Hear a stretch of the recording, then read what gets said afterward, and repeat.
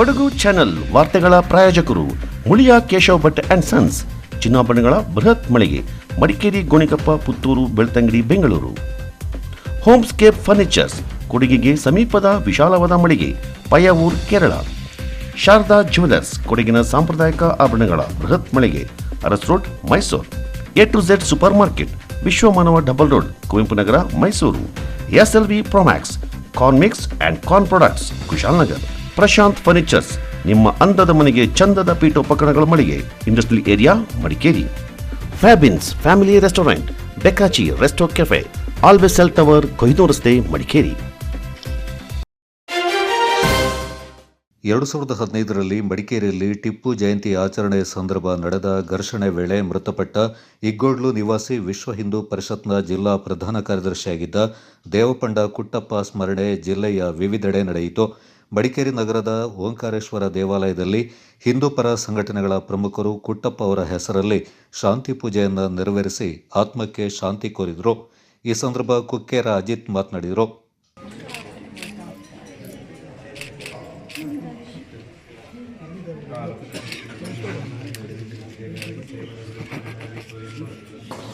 ಸೇವೆಯನ್ನು ಆ ಭಗವಂತನ ಓಂಕಾರೇಶ್ವರ ಪಾದಾರಗಳಲ್ಲಿ ಸಮರ್ಪಣೆ ಮಾಡ್ತಾ ಇದ್ದೇವೆ. ಕೊಡುವಂಥ ಒಂದು ಸೇವೆಯನ್ನು ಆ ಭಗವಂತ ಸಂಪೂರ್ಣವಾಗಿ ಸಂತೋಷದಿಂದ ಪ್ರೀತಿಯಿಂದ ಸ್ವೀಕಾರ ಮಾಡಿಕೊಂಡು ಆ ಕುಟ್ಟಪ್ಪ ಅವರ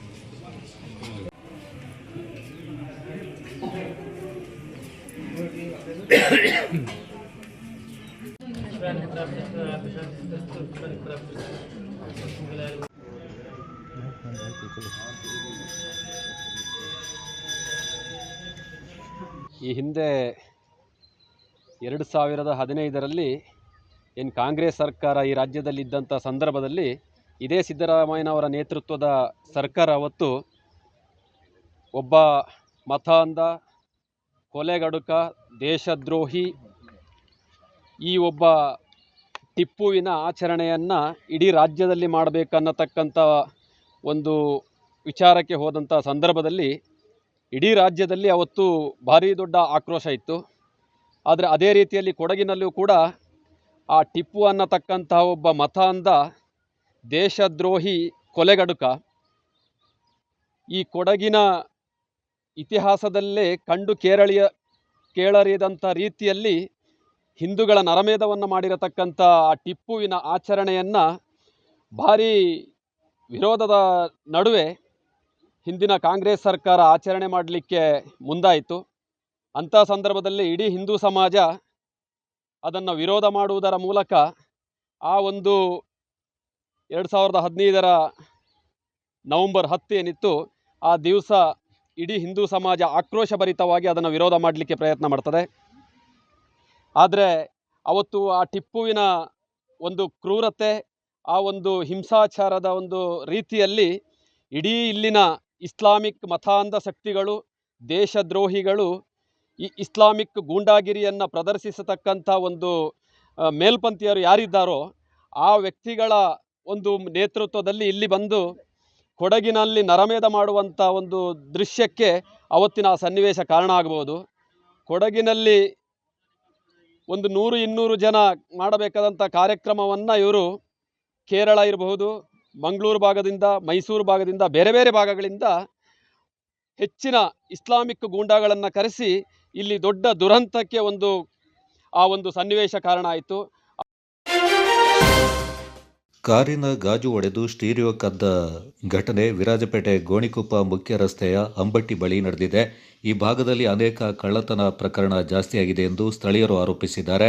ಪೊಲೀಸರು ತಕ್ಷಣ ಈ ಕಳ್ಳರನ್ನ ಸೆರೆಹಿಡಿದು ಕ್ರಮವನ್ನು ಕೈಗೊಳ್ಳುವಂತೆ ಸ್ಥಳೀಯ ನಿವಾಸಿಗಳು ಮನವಿ ಮಾಡಿದ್ದಾರೆ. ಅಲ್ಲಿನ ನಿವಾಸಿ ವಿಜಯ ಮಾತನಾಡಿ, ಇತ್ತೀಚಿನ ದಿನಗಳಲ್ಲಿ ಕಳ್ಳತನ ಜಾಸ್ತಿಯಾಗಿದ್ದು, ಕೆಲವು ದಿನಗಳ ಹಿಂದೆ ಈ ಭಾಗದ ಅನೇಕ ಅಂಗಡಿಗಳು, ಮನೆಗಳು, ಗ್ರಾಮ ಪಂಚಾಯಿತಿ ಕಾರ್ಯಾಲಯ ಸೇರಿದಂತೆ ಅನೇಕ ವಾಹನಗಳ ಕಳ್ಳತನ ನಡೆದಿದೆ. ಪೊಲೀಸರು ಆಗಮಿಸಿ ಕ್ರಮವನ್ನು ಕೈಗೊಂಡಿದ್ದಾರೆ.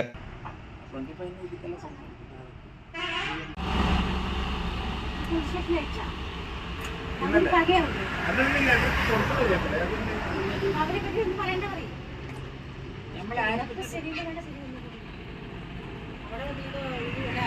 ಸಮಸ್ಯೆ ನಿನ್ನೆ ಮಹಿಳಾ ಸಮಾಜಕ್ಕೆ ಮದುವೆಗೆ ಹೋಗ್ಬಿಟ್ಟು ಬಂದು 3 ಗಂಟೆಗೆ ಗಾಡಿ ನಿಲ್ಲಿಸಿ ಗಾಡಿ ಗ್ಲಾಸಲ್ಲಿ ಹಾಕಿಬಿಟ್ಟು ಲಾಕ್ ಮಾಡಿಬಿಟ್ಟು ಹೋಗಿದ್ದೀವಿ. ಸಂಜೆ ನಾವು 8 ಗಂಟೆಗೆ ಅಂಗಡಿ ಕ್ಲೋಸ್ ಮಾಡಿ ಮನೆಗೆ ಹೋಗಿದ್ದೀವಿ. ಹಾಗೆ ಟಿ ವಿ ನೋಡಿ ನಾವು ಮಲ್ಕೊಂಡಿದ್ವಿ. ಬೆಳಿಗ್ಗೆದ್ದು ಈಶ್ವರ ಟೆಂಪಲಿಗೆ ಹೋಗಿದ್ದೀವಿ. ಈಶ್ವರ ಟೆಂಪಲಿಗೆ ಹೋಗಿ ದೇವಸ್ಥಾನಕ್ಕೆ ಮುಟ್ಟುವಷ್ಟರೊಳಗೆ ನಮ್ಮ ಸೊಸೆ ಇಲ್ಲಿ ಗುಡಿಸೋಕ್ಕೆ ಬಂದಿದೆ. ಅಂಗಳ ಗುಡಿಸೋಕ್ಕೆ ಬರುವ ಟೈಮಲ್ಲಿ ಹೇಳ್ತಾ ಉಂಟು, ಗ್ಲಾಸ್ ಹೊಡೆದ್ಬಿಟ್ಟು ಟೇಪ್ ರಿಕಾರ್ಡು ಒಳಗಡೆ ಅಂತ ಬಿಚ್ಚಿ ಹೋಗಿದೆ ಅಂತ. ಇದರ ಮುಂಚಿತವಾಗಿ ಇದೇ ಪಕ್ಕದಲ್ಲಿ ಗ್ರೀನ್ ವಿಲ್ಲಾ ಅಂತಿದೆ, ಪ್ರಮೋದ್ ಇಂಜಿನಿಯರ್ ಅವರ ಮನೆ ಒಂದು ಕಳ್ಳತನ ಆಗಿದೆ. ಆದರೆ ಅದರ ಬಗ್ಗೆನೂ ಇದಿಲ್ಲ, ಪೊಲೀಸ್ ಇಲಾಖೆಯಿಂದ ಆಗಲಿ ಏನೂ ತನಿಖೆ ಆಗಿಲ್ಲ. ಅವರೆಲ್ಲ ಬಂದು ಎಂಕ್ವೈರಿ ಮಾಡಿ ಎಲ್ಲ ಹೋಗಿದ್ದಾರೆ. ಪಕ್ಕದ ಮನೆ ತಮ್ಮಯ್ಯ ಅಂತಿದ್ರು ಇವ್ರದ್ದು, ಅಲ್ಲಿ ಒಂದು ಕಳ್ಳತನ ಆಗಿದೆ. ನಿನ್ನೆ ಕಳೆದ ತಿಂಗಳ ಈಚೆಗೆ ಒಂದು ಸ್ಕೂಟಿ ನಮ್ಮ ಇಲ್ಲೇ ನಿಂತಿದೆ. ಅದನ್ನು ಯಾರೋ ತಗೊಂಡೋಗಿ ಲಾಕ್ ಮಾಡಿದ ಸ್ಕೂಟಿಯನ್ನು ತಗೊಂಡು ಕಣ್ಣನ್ ಟೈರ್ದು ಆ ಕಡೆ ಹಾಕಿಬಿಟ್ಟಿದ್ದಾರೆ. ಅದೇ ಪಕ್ಕದಲ್ಲಿ ನಮ್ಮ ಗ್ರಾಮ ಪಂಚಾಯತಿಯಲ್ಲಿ ಇದೇ ರೀತಿ ಒಂದು ಕಳ್ಳತನ ಆಗಿದೆ. ಅದು ಬಿಟ್ಟುಬಿಟ್ಟು ಗ್ರಾಮ ಪಂಚಾಯತ್ ಪಕ್ಕದಲ್ಲಿರೋ ಯತೀಶ್ ಅವ್ರ ಅಂಗಡಿ, ಅವರಲ್ಲಿ 15,000 ರೂಪಾಯಿ ಸಿಗರೇಟ್ ಅಂತಿದ್ದೆಲ್ಲ ಹೊತ್ಕೊಂಡೋಗಿದ್ದಾರೆ. ಇದು ಯಾರು ಏನು ಅಂತ ಇರೋದು ನಮಗೆ ಇನ್ನೂ ಅರ್ಥ ಆಗ್ತಾ ಇಲ್ಲ. ಯಾಕೆಂತ ಹೇಳಿದ್ರೆ ಇದರ ಬಗ್ಗೆ ನಾವು ಏನು ಮಾಡಬೇಕು, ಇನ್ನೊಂದು ಯಾರು ಕಳ್ಳರು ಯಾರು ಒಳ್ಳೆಯವರು ಅಂತ ಏನು ತಿಳ್ಕೊಂಡು ಅಂಗಡಿ ಆದರೆ ಸಾಮಾಜಿಕ ನಮ್ಮ ಅಂಗಡಿನೂ ಇದೇ ರೀತಿ ಒಂದು ಚಿಕ್ಕ ಕಳ್ಳತನ ಮೊದಲು ಫಸ್ಟ್ ಆಗಿದೆ ಅಂಗಡಿ. ಈ ಥರದೆಲ್ಲ ಇಲ್ಲಿ ಗೊಂದಲಗಳು ನಮ್ಮ ಬಾಳ್ಗೋಡು ಗ್ರಾಮದ ಅಂಬಟಿ ಜಾಗದಲ್ಲಿ ನಡೀತಾ ಇದೆ. ಇದರ ಬಗ್ಗೆ ಸಂಬಂಧಪಟ್ಟ ಅಧಿಕಾರಿಗಳು ತೆಗೆದುಬಿಟ್ಟು ಯಾರೇ ತಪ್ಪಿಸ್ತರಾದರೂ ಅವರ ಬಗ್ಗೆ ಕ್ರಮ ಕೈಗೊಳ್ಳಬೇಕು ಅಂತ ತಮ್ಮ ಮುಂದೆ ನಾವು ಹೇಳಲು ಬಯಸ್ತೀವಿ.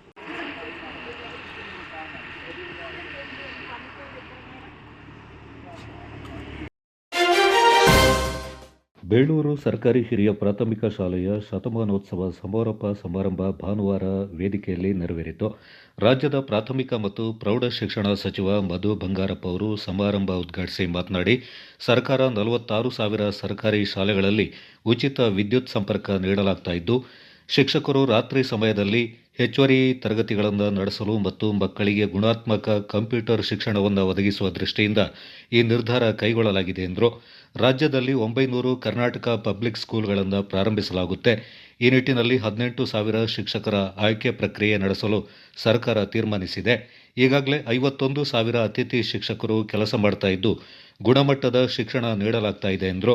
ಸರ್ಕಾರಿ ಶಾಲೆಗಳ ಮೂಲಸೌಕರ್ಯ ಸುಧಾರಣೆಗಾಗಿ ರಾಜ್ಯ ಸರ್ಕಾರ ಹೊಸ ಶಿಕ್ಷಣ ನೀತಿಗೆ ಅನುಗುಣವಾಗಿ ಕ್ರಮ ಕೈಗೊಂಡಿದೆ.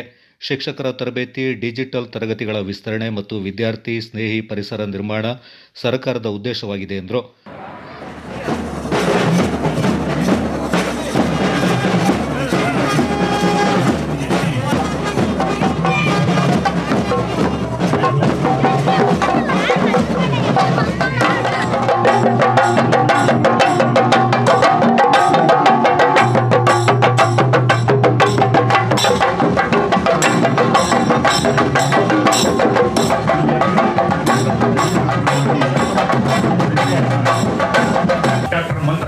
ಅವರು ಕೂಡ ವೇದಿಕೆಗೆ ಆಗಮಿಸಬೇಕು ಅಂತ ವಿನಂತಿ ಮಾಡಿಕೊಳ್ತಾ ಇದ್ದೇನೆ.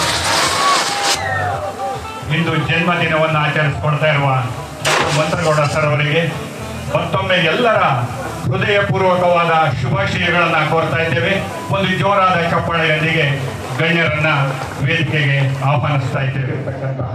ಅತಿಥಿ ಮಹೋದಯರನ್ನ ತುಂಬ ಹೃದಯದಿಂದ ಸ್ವಾಗತಿಸಬೇಕು ಅಂತ ನಾನು ಈ ಸಂಸ್ಥೆಯ ಹಿರಿಯ ಶಿಕ್ಷಕಿಯಾಗಿರ್ತಕ್ಕಂತಹ ನಿರ್ಮಲಾ ಮೇಡಮ್ ಅವರನ್ನ ವಿನಂತಿ ಮಾಡಿಕೊಳ್ತಾ ಇದ್ದೇನೆ. ಸರ್ಕಾರದ ಅತ್ಯುನ್ನತ ಮಾದರಿ ಇಲಾಖೆ ಅಂದರೆ ಅದು ಶಿಕ್ಷಣ ಇಲಾಖೆ. ಶಿಕ್ಷಣ ಇಲಾಖೆಯ ಪ್ರಮುಖ ನಾಯಕರು ಶ್ರೀ ಎಸ್ ಮಧು ಬಂಗಾರಪ್ಪರು ಪ್ರಾಥಮಿಕ ಮತ್ತು ಪ್ರೌಢ ಹಾಗೂ ಶಾಲೆಯ ಪರವಾಗಿ ತುಂಬ ಹೃದಯದ ಸ್ವಾಗತ. ಒಂದು ಹಂತಕ್ಕೆ ರಿಪೇರಿ ಕೆಲಸವನ್ನು ನಾವು ಮುಗಿಸಿರ್ತೀವಿ. ಅವರಿಗೆ ನಾನು ಶಾಲೆಯ ಪರವಾಗಿ ಮಧು ಬಂಗಾರಪ್ಪರು ಸರ್ ಮಾಡ್ತಾ ಇದ್ದಾರೆ. ಅವರಿಗೂ ಕೂಡ ಮತ್ತೊಮ್ಮೆ ನಾನು ಸ್ವಾಗತವನ್ನು. ಅಮೃತತ್ವದ ಕಡೆಗೆ ಕತ್ತಲಿನಿಂದ ಬೆಳಕಿನೆಡೆಗೆ ಕೊಂಡೊಯ್ಯುವಂತಹ ಈ ಜ್ಞಾನ ಜ್ಯೋತಿಯನ್ನ ಭವ್ಯ ಭಾರತದ ಭವಿಷ್ಯವನ್ನು ಬೆಳಗುವ ಪುಟಾಣಿಗಳ ಅಮೃತ ಹಸ್ತದಿಂದ ಗೌರವಾನ್ವಿತ ಶಿಕ್ಷಣ ಸಚಿವರು ಹಾಗೂ ಈ ಕ್ಷೇತ್ರದ ಗೌರವಾನ್ವಿತ ಶಾಸಕರು ಶಿಕ್ಷಣವೆಂಬ ಜ್ಯೋತಿಯನ್ನು ಶತಮಾನೋತ್ಸವ ಸಡಗರ. ಏನಾದ್ರು ಒಂದು ದೇಶ, ಯಾಕಂದ್ರೆ ಇವತ್ತು ರಾಜಕಾರಣದೊಳಗೆ ಏನಾಗಿದೆ, ನಾನು 2.5 ವರ್ಷದೊಳಗೆ ನಾನು ತಿಳ್ಕೊಂಡಿರೋದು, ನಾ ಎಷ್ಟೊಂದು ಸತಿ ನನ್ನ ಮಂತ್ರವ್ರಿಗೂ ಕೂಡ ನಾವೆಲ್ಲ ವಿಧಾನಸಭೆಯಲ್ಲಿ ಬೇರೆ ಬೇರೆ ಸಂದರ್ಭದಲ್ಲಿ ಭೇಟಿ ಮಾಡಿದಾಗ ಎಷ್ಟೊಂದು ಸತಿ ಸ್ವಾಮೀಜಿಗಳು ಇರ್ತಾರೆ ಮಂತ್ರವ್ರೆ ಸ್ಟೇಜ್ ಮೇಲೆ. ಅವಾಗ ಒಂದು ಮಾತು ಹೇಳ್ತೇನೆ, ಈ ದೇಶ ಏನಾದ್ರು ಉದ್ಧಾರ ಆಗಬೇಕಂದ್ರೆ ಇವತ್ತಿನ ಒಂದು ರಾಜಕಾರಣದ ವ್ಯವಸ್ಥೆಯಲ್ಲಿ, ಯಾಕಂದ್ರೆ ಜಾತಿ ಧರ್ಮ ಎಲ್ಲ ತಂದು ಬಿಟ್ಟಿದೀವಿ, ಅದು ಮತದಾರರಲ್ಲೂ ಇದೆ, ನಮ್ಮಲ್ಲೂ ಇದೆ, ಅದೆಲ್ಲ ಸೇರ್ಕೊಂಡ್ಬಿಟ್ಟಿದೆ. ಅದನ್ನು ಹೊರತುಪಡಿಸಿ ಈ ದೇಶ ಏನಾದ್ರು ಒಳ್ಳೆ ರೀತಿಯಲ್ಲಿ ಒಂದು ದಿಕ್ಕಲ್ಲಿ ಹೋಗ್ಬೇಕಂತ ಹೇಳಿದ್ರೆ ಅದು ಶಿಕ್ಷಣದಿಂದ ಮಾತ್ರ ಸಾಧ್ಯ. ಅದಕ್ಕೆ ನಾನು ಎಷ್ಟೊಂದು ಸತಿ ಹೇಳ್ತೀನಿ, ಎಲ್ಲ ಪೂಜ್ಯ ಗುರುಗಳೆಲ್ಲ ಇರ್ತಾರೆ ವೇದಿಕೆ ಮೇಲೆ, ಆ ಸಂದರ್ಭದಲ್ಲೂ ನಾನು ಹೇಳಿದ್ದೀನಿ ಎಷ್ಟೊಂದು ಸತಿ, ನಿಮ್ಮ ದೇವಸ್ಥಾನದಲ್ಲಿ ಎಷ್ಟು ಗಂಟೆಗೆ ಗಂಟೆ ಹೊಡಿತದೋ, ಎಷ್ಟು ಜನರಿಗೆ ಕೇಳಿಸ್ತೋ ಗೊತ್ತಿಲ್ಲ, ಆದ್ರೆ ಈ ದೇಶ ಏನಾದ್ರು ಉದ್ಧಾರ ಆಗಬೇಕಾದ್ರೆ ನಾನು ಸರ್ಕಾರಿ ಶಾಲೆ ಕರೆಕ್ಟ್ ಆಗಿ 9:30 ಗಂಟೆ ಹೊಡೆದಾಗ ಮಾತ್ರ ಈ ದೇಶ ಉದ್ಧಾರ ಆಗುತ್ತೆ ಅಂತ ಹೇಳಿ ನಾನು ಈ 2 ವರ್ಷದೊಳಗೆ ಎಕ್ಸಾಮಿನೇಷನ್ ಅಲ್ಲಿ 10ನೇ ಕ್ಲಾಸು ಮತ್ತು ಇದರಲ್ಲಿ PUC ಅಲ್ಲಿ ಕಾಪಿ ಹೊಡಿಯೋದು ಜಾಸ್ತಿ ಆಗಿತ್ತು. ಇಲ್ಲೆಲ್ಲ ಕಾಪಿ ಹೊಡಿತಾ ಇರಲಿಲ್ಲ, ಬೇರೆ ಕಡೆ ಬಹಳ ಕಾಪಿ ಹೊಡಿಯೋದು, 20% ಕಾಪಿ ಹೊಡಿತಾ ಇದ್ರು. ಅದನ್ನೆಲ್ಲ ಈ CC ಕ್ಯಾಮ್ರಾ ಎಲ್ಲ ಮಾಡಿ ಇವಾಗ ಕಾಪಿ ಹೊಡಿದೇ ಇರೋ ರೀತಿಯಲ್ಲಿ ಮಾಡಿಬಿಟ್ಟೆ. ಅದಾದಾಗ ನಮ್ಮ ರಿಸಲ್ಟ್ ಸ್ವಲ್ಪ ತಳಕ್ಬಿತ್ತು. ಅದಾದ್ಮೇಲೆ ನಾನು ಚಂದ್ರಮೌಳಿಯವರಿಗೂ ಕೂಡ ಇದನ್ನ ಹೇಳಲಿಕ್ಕೆ ಇಷ್ಟಪಡ್ತೀನಿ. ಮೋಸ್ಟ್ಲಿ ನನಗನ್ಸುತ್ತೆ ಹೊರದೇಶಲ್ಲೂ ಕೂಡ ಈ ಕಾರ್ಯಕ್ರಮ ಮಾಡಿಲ್ಲ. ಏನಂತ ಹೇಳಿದ್ರೆ, we have 3 exam policy, first exam, second exam and third exam. ಇದು SSLC ಅಲ್ಲಿ ಮತ್ತು PUC ಅಲ್ಲಿ. ಬೈ ಚಾನ್ಸ್ ಫಸ್ಟ್ ಎಕ್ಸಾಮ್ ಅಲ್ಲಿ ಪಾಸ್ ಆಗ್ಲಿಲ್ಲ ಅಂದ್ರೆ ಒಂದು ಮಗು 25 ದಿವಸದೊಳಗೆ ಮತ್ತೆ ಬೋರ್ಡ್ ಎಕ್ಸಾಮ್ ನಾವೇ ಮಾಡ್ತೀವಿ ವಿತಿನ್ 25 ಡೇಸ್. ಅಲ್ಲೂ ಪಾಸ್ ಆಗ್ಲಿಲ್ಲ ಅಂದ್ರೆ ಮತ್ತೆ 3ನೇ ಎಕ್ಸಾಮ್ ಕೂಡ ಅವಕಾಶಗಳನ್ನ ನಾವು ಇವತ್ತು ಕೊಡ್ತಾ ಇದೀವಿ. ಅದರೊಳಗೆ ಇವತ್ತು 79.89% ಇವತ್ತು SSLC ಅಲ್ಲಿ ಸ್ವಂತ ಶಕ್ತಿ ಮೇಲೆ ಅವ್ರು ಓದಿ ಇವತ್ತು ಮಕ್ಕಳು ಪಾಸ್ ಆಗಿ PUC ಹೋಗಿರ್ತಕ್ಕಂಥದ್ದು. 2ನೇ ಎಕ್ಸಾಮ್ 3ನೇ ಎಕ್ಸಾಮ್ ಏನ್ ನಾವು ಅವಕಾಶವನ್ನ ಕೊಟ್ಟಿದ್ದೀವಿ, ಈ ವರ್ಷ 1,16,000 ಮಕ್ಕಳು on their own they pass. ಅಂದ್ರೆ ಅವರೇ ಓನ್ ಆಗಿ, ಇಲ್ಲಾಂದ್ರೆ ಏನಾಗೋದು, ಹಳ್ಳಿ ಭಾಗದಲ್ಲಿ ಅವ್ರು ಏನಾದ್ರು ಫೇಲ್ ಆಗಿದ್ದಿದ್ರೆ ಮತ್ತೆ ಶಾಲೆಗೆ ಕಳ್ಸಲ್ಲ ತಂದೆ ತಾಯಿಯವರು, ಹೇಳ್ಬಿಡ್ತೀವಿ ನಾವೇ ನಮ್ಮ ಮಕ್ಕಳು ಏನಾದ್ರು ಆಮೇಲೆ ಶಾಲೆಗೆ ಹೋಗೋದಿರಲಿ, ಅವ್ರು ಬಂದು ಮತ್ತೆ ಎಕ್ಸಾಮ್ ಕಟ್ತೀವಿ. ಒಂದು ಎಕ್ಸಾಮಿಗೂ ಅಷ್ಟೇ 2ನೇ ಎಕ್ಸಾಮು 3ನೇ ಎಕ್ಸಾಮ್ ಅಲ್ಲಿ ನಾನು ದುಡ್ಡು ತಗೊಳ್ಳಿಲ್ಲ, ಅವ್ರಿಗೆಲ್ಲ ಫ್ರೀ ಎಕ್ಸಾಮ್ ಮಾಡ್ಬಿಟ್ಟೆ. ಯಾಕಂದ್ರೆ ಎಕ್ಸಾಮ್ ತಗೋಬೇಕು ಮಕ್ಕಳು, ಅವಕಾಶಗಳ ಕೊರತೆ ಇರ್ತದೆ. ಇಲ್ಲಾಂದ್ರೆ ಏನ್ ಮಾಡ್ತೀವಿ, ತಂದೆ ಹತ್ರ ಹೋಗಿ ಫೇಲ್ ಆಗಿದ್ದೀನಿ 140 ರೂಪಾಯಿ ಕೊಡೋದು ಹೇಳಕ್ಕಾಗತ್ತಾ? ತಂದೆ ಯಾವತ್ತು ಕೂಡ ಬೈತಾನೆ, ಇಲ್ಲ ತಾಯಿಯವ್ರು ಹೇಳ್ತಾರೆ ನೀವು ಓದ್ ಕಿಸಿಯೋದು ಇಷ್ಟ ಇದೆಯಪ್ಪ ಹೋಗತ್ಲ ಕೂಲಿ ಮಾಡು ಅಂದ್ಬಿಡ್ತಾರೆ. ಆದ್ರೆ 1 ನಿಮಿಷದಲ್ಲಿ ಆ ಮಕ್ಕಳ ಭವಿಷ್ಯವನ್ನ ಸಂಪೂರ್ಣವಾಗಿ ನಮ್ಮ ಕೈಯೆಲ್ಲ ಹಾಳು ಮಾಡ್ತಕ್ಕಂಥ ವ್ಯವಸ್ಥೆ ಏನಿದೆ.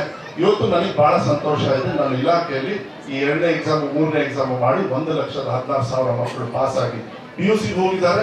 PUC ಅಲ್ಲಿ ಪಾಸ್ ಆಗಿ 56,000 ಮಕ್ಕಳು, I am not talking about first exam, this is second and third exam ಅಲ್ಲಿ ವಿತಿನ್ ಮ್ಯಾಟರ್ ಆಫ್ 45 ಡೇಸ್ ಅವರು ಪಾಸ್ ಆಗಿ ಇಂಜಿನಿಯರಿಂಗ್ ಡಾಕ್ಟರ್ ಏನೋ ಮಾಡಿದ್ದಾರೆ. ಕೆಲವರು ಯಾರು 60-70% ತಗೊಂಡಿದ್ದಾರೆ, 80-90-100% ತಗೊಂಡವರು ಕೂಡ 2ನೇ ಎಕ್ಸಾಮು 3ನೇ ಎಕ್ಸಾಮ್ ಅಲ್ಲಿ ತಗೊಂಡು ಇವತ್ತು ತೇರ್ಗಡೆ ಆಗಿ ಅವರು ವಿದ್ಯಾಭ್ಯಾಸವನ್ನು ಮುಂದುವರಿಸತಕ್ಕಂಥ ಕೆಲಸವನ್ನು. ಶಾಸಕ ಡಾಕ್ಟರ್ ಮಂತ್ರಗೌಡ ಮಾತನಾಡಿ, ಗ್ರಾಮೀಣ ಭಾಗದ ಸರ್ಕಾರಿ ಶಾಲೆಗಳು ಮಕ್ಕಳ ಭವಿಷ್ಯ ಕಟ್ಟುವ ನಿಜವಾದ ಅಡಿಪಾಯಗಳಾಗಿವೆ. ಬೇಳೂರು ಶಾಲೆಯು ಶತಮಾನದಿಂದಲೂ ಈ ದಿಸೆಯಲ್ಲಿ ಮಾಡಿದ ಸೇವೆ ಶ್ಲಾಘನೀಯವೆಂದರು. ಬರೀ ಪೇಜ್ ನಂಬರ್ 1 to 20 ಓದ್ಬಿಟ್ಟು ಮುಗಿಸೋದಲ್ಲ, ಅದಕ್ಕಿಂತ ಜಾಸ್ತಿ ಇದೆ. ನೀವು ಹೇಳಿದಂಗೆ ಹಲವಾರು ಯೋಜನೆಗಳು ನಮ್ಮ ಸಚಿವರಾದಂಥ ಮಧು ಬಂಗಾರಪ್ಪ ಸರ್ ಅವರ ಅವಧಿಯಲ್ಲಿ ನಿರಂತರವಾಗಿ ನಮ್ಮ ಮಕ್ಕಳಿಗೆ ಹೆಚ್ಚಿನ ಸಂಖ್ಯೆಯಲ್ಲಿ ಪ್ರೋತ್ಸಾಹ ಕೊಡುವಂಥ ಕೆಲಸ ಮಾಡಬೇಕು. ಏನು ಈ ಸ್ಕೂಲ್ಗೆ 20-25 ಲಕ್ಷ ಕಾಮಗಾರಿ ನಾವೆಲ್ಲರೂ ಸೇರ್ಕೊಂಡು ನಾವು ಈ ಕಾಮಗಾರಿ ಇವತ್ತು ಅದೇ ರೀತಿಯಲ್ಲಿ ಎಲ್ಲರೂ ಕ್ರೀಡಾ ಸಮಿತಿ ಇರ್ಬೋದು, ಆಹಾರ ಸಮಿತಿ ನಿಂತಿದೆ ಅಂತಂದ್ರೆ ನಮ್ಮ ಸೌಭಾಗ್ಯ, ಅದು ಉಳಿಸೋದಂತೂ ನಮ್ಮ ಜವಾಬ್ದಾರಿ. ಈ ಸ್ಕೂಲಲ್ಲಿ ನೀವು ಹೇಳ್ದಂಗೆ ನಾವು ಬಿಲ್ಡಿಂಗ್ ಕಟ್ಸ್ಬೋದು, ಮಾತ್ರ ನಮ್ಮ ಈ ಕಡೆ ಅಂತ ಕೂತಿರೋಂಥ ತಂದೆ ತಾಯಿಗಳು, ನಾನು ಪ್ರೈವೇಟ್ ಶಾಲೆಯಲ್ಲಿ ಓದಿದ್ದೀನಿ ಇಲ್ಲ ಅಂತಲ್ಲ, ಬಟ್ ಹೆಚ್ಚಿನ ಸಂಖ್ಯೆಯಲ್ಲಿ ಮುಂಚೆ ಥರ ಪ್ರೈವೇಟ್ ಶಾಲೆಯಲ್ಲಿ ಎಷ್ಟು ಕ್ವಾಲಿಟಿ ಎಜುಕೇಷನ್ ಸಿಗ್ತಾ ಇದೆ, ನಮ್ಮ ಗೌರ್ಮೆಂಟ್ ಸ್ಕೂಲಲ್ಲಿ ಇವತ್ತಿನ ಕಾಲದಲ್ಲಿ ಸಿಗ್ತಾ ಇದೆ. ದಯವಿಟ್ಟು ತಂದೆ ತಾಯಿಗಳು ಆದಷ್ಟು ನಮ್ಮ ಮಕ್ಕಳನ್ನ ಸರ್ಕಾರ ಶಾಲೆಯಲ್ಲಿ ಓದಲಿ. ನಮ್ಮ ತಂದೆನೂ ನೀವು ಹೇಳ್ದಂಗೆ ಶಾಲೆಯಲ್ಲಿ ಗೌರ್ಮೆಂಟ್ ಶಾಲೆಯಲ್ಲಿ ಹೋಗಿ ಆ ಮಟ್ಟಕ್ಕೆ ಹೋದರು. ನಮ್ಮ ತಾತ ಅಜ್ಜಿನೋ ಇಲ್ಲಿ ಕೆಲವು I think first few years, first second year ಈ ಕಡೆ ಓದ್ಬಿಟ್ಟು ಆಮೇಲೆ ಅವ್ರು ಬೆಂಗಳೂರು ಕಡೆಗೆ ಹೋದರು. ಬಟ್ ನೀವು ಹೇಳ್ದಂಗೆ ಈ ಶಾಲೆಗಳು ಉಳಿಸೋಕ್ಕೆ ನಾವು ಶತಗತ ಪ್ರಯತ್ನ ಮಾಡಬೇಕು. ಮುಚ್ಚಕ್ಕಂತೂ ನಮಗಂತೂ ಇಷ್ಟ ಇಲ್ಲ, ಯಾಕಂದರೆ ಅವತ್ತಿನ ಕಾಲದಲ್ಲಿ ಈ ಊರೊಡೆ ಪೈಸಾರಿ ಜಾಗದಲ್ಲಿ ನೇಮಕ ಮಾಡಿ ಆ ರೀತಿಯಲ್ಲಿ ಗಲಾಟೆ ಮಾಡಿಕೊಂಡು ರೆವಿನ್ಯೂ ಡಿಪಾರ್ಟ್ಮೆಂಟ್ ಕೊಡೋದಿಲ್ಲ, ಫಾರೆಸ್ಟ್ ಡಿಪಾರ್ಟ್ಮೆಂಟ್ ಅವರು ಬೇಲಿ ಒಳಗಡೆ ಬರ್ತಾವ್ರೆ ಡೈಲಿ. ನಿಮಗೂ ಆ ಸಮಸ್ಯೆಗೊಳಗೊತ್ತು. ಈ ಜಾಗನ ಈ ಸ್ಥಳನ ರಕ್ಷಣೆ ಮಾಡೋಣ. ಇನ್ನೂ ಹೆಚ್ಚುವರಿ ನಾವು ಕಟ್ಟಡಗಳಿರ್ಬೋದು, ಅದೇ ರೀತಿಲಿ ಬೇರೆ ಸವಲತ್ತುಗಳು ನೀವು ಹೇಳಿದಂಗೆ ಇವತ್ತು ಪಂಚಾಯಿತಿ ಅನುದಾನದಲ್ಲಿ ಇದ್ದು ಏನು ಈ ಸ್ಟೇಜ್ ಕಟ್ಟಡ ಮಾಡಿದ್ರು. ಗೇಟ್ ಅವರು ಒಬ್ಬರು ದಾನಿ, ಕಾಂಪೌಂಡ್ ದಾನಿ, ಟೈಲ್ಸ್ ಅವರು ನಮ್ಮ ಆಂಟಿ ನೀವು ಪ್ರಭು ಅಂಕಲ್ ಅವರ ಶ್ರೀಮತಿಯವರು ನೀವು ಕೊಟ್ಟಿದ್ದ ಆಂಟಿ ಕೊಟ್ರ? ಕಾರ್ಯಕ್ರಮದಲ್ಲಿ ಶಾಲಾ ಅಭಿವೃದ್ಧಿ ಸಮಿತಿ ಅಧ್ಯಕ್ಷ ಕೆ ಪ್ರಸಾದ್, ಶತಮಾನೋತ್ಸವ ಸಮಿತಿ ಅಧ್ಯಕ್ಷ ಜಿಎಸ್ ಪ್ರಭುದೇವ್, ಗೌರವಾಧ್ಯಕ್ಷ ಕೆಡಿ ಕುಮಾರ್, ಹಳೆ ವಿದ್ಯಾರ್ಥಿಗಳ ಸಂಘದ ಅಧ್ಯಕ್ಷ ಕೆಪಿ ಉಲ್ಲಾಸ್, ಬೇಳೂರು ಗ್ರಾಮ ಪಂಚಾಯಿತಿ ಉಪಾಧ್ಯಕ್ಷ ಸುದರ್ಶನ್, ಗ್ಯಾರಂಟಿ ಯೋಜನಾ ಅನುಷ್ಠಾನ ಸಮಿತಿ ಜಿಲ್ಲಾಧ್ಯಕ್ಷ ಧರ್ಮಜ ಉತ್ತಪ್ಪ, ಗಣ್ಯರಾದ doctor Chandramouli, KP Chandrakala, DDPU Chidananda Murthy, DDPI Basavaraju, doctor Venugopal, tahsildar Krishnamurthy, BEO Krishnappa, BB Satish ಮತ್ತಿತರರು ಪಾಲ್ಗೊಂಡಿದ್ದರು. ದಕ್ಷಿಣ ಕೊಡಗಿನ ಕ್ರಿಶ್ಚಿಯನ್ ಅಸೋಸಿಯೇಷನ್ ಏರ್ಪಡಿಸಿದ್ದ ಕಾರ್ಯಕ್ರಮದಲ್ಲಿ ಶಾಸಕರು ಹಾಗೂ ಮುಖ್ಯಮಂತ್ರಿಗಳ ಕಾನೂನು ಸಲಹೆಗಾರರಾದ ಅಜ್ಜಿಕುಟ್ಟಿರ ಎಸ್ ಪೊನ್ನಣ್ಣವರು ವಿಶೇಷ ಆಹ್ವಾನದ ಮೇರೆಗೆ ಅತಿಥಿಯಾಗಿ ಪಾಲ್ಗೊಂಡರು. ಸಮಾಜದ ವಿವಿಧ ಕ್ಷೇತ್ರಗಳಲ್ಲಿ ಶಾಸಕರು ನೀಡಿದ ಅದ್ವಿತೀಯ ಕೊಡುಗೆಯನ್ನು ಸ್ಮರಿಸಿ ಅವರಿಗೆ ಗೌರವಿಸಲು ಮತ್ತು ಆ ಪ್ರಯುಕ್ತ ಅವರನ್ನು ಸನ್ಮಾನಿಸಲು ಈ ಕಾರ್ಯಕ್ರಮವನ್ನು ಏರ್ಪಡಿಸಲಾಗಿತ್ತು.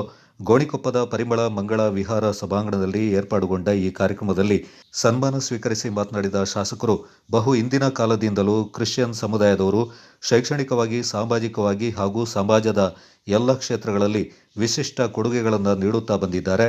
ಸದಾ ಶಾಂತಿ ಸೌಹಾರ್ದತೆಯನ್ನು ಬಯಸುವ ಸಮುದಾಯವು ಮತ್ತಷ್ಟು ಏಳಿಗೆಯಿಂದ ಕಾಣುವಂತಾಗಬೇಕೆಂದು ಹಾರೈಸಿದರು.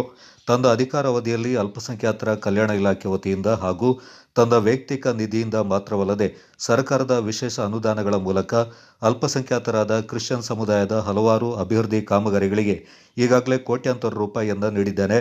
ಇನ್ನು ಮುಂದೆ ಕೂಡ ಸಮುದಾಯದ ಉನ್ನತಿಗಾಗಿ ಯಾವುದೇ ಸಹಾಯ ಬಯಸಿದರೆ ಖಂಡಿತ ತನ್ನನ್ನು ಸಂಪರ್ಕಿಸಬೇಕಾಗಿ ಶಾಸಕರು ಇದೇ ಸಂದರ್ಭ ಹೇಳಿದರು.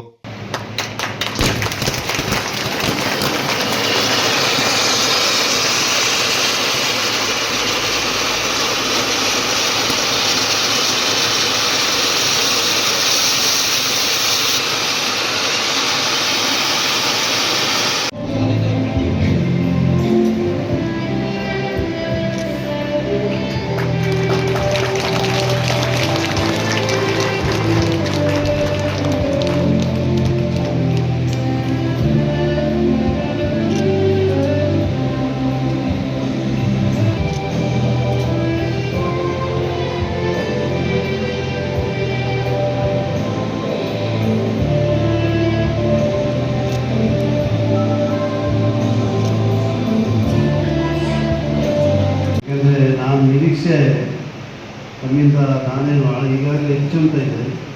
ಈಗ ನಿಮ್ಮ ಮಾತು ಕೇಳಿದ್ರೆ ಇನ್ನೂ ಹೆಚ್ಚಾಗಿದೆ.